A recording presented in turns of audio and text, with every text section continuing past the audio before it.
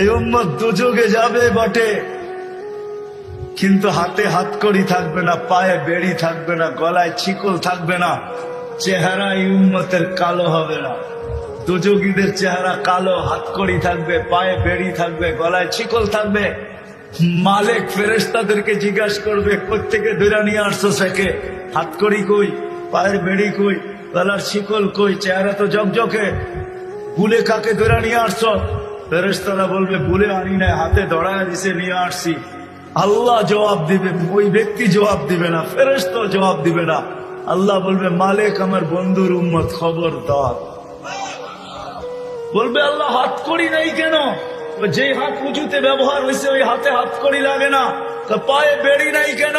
বলে, যেই পাও মসজিদের দিকে হাইটা গেছে ওই পায়ে বেড়ি লাগে না।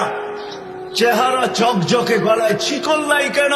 বলে, যেই কপাল আমার কুদরতি পায়ে লাগছে ওই চেহারা কালো হয় না, ওই গলায় বেড়ি লাগে না। হাত পাও আর চেহারা ছাড়া বাঁকা শরীরে আগুন লাগায় দাও। মালিক আগুনকে হুকুম করবে, খোঁজি ধরো। আগুন আসবে, আল্লাহ দুযোগওয়ালাদেরকে, উম্মতের দুযোগওয়ালাদেরকে কলেমা স্মরণ করায় দিবে, আর জোরে জোরে কলেমা পড়বে। আগুন আসবে, ভাইগা যাবে, একবার দুইবার তিনবার। মালিক আগুনে লাঠি চার্জ করবে, আল্লাহ আগুনের মুখ খুলে দিবে, বলবে, লাইসা লি সুলতান আলা মান ক্বালা লা ইলাহা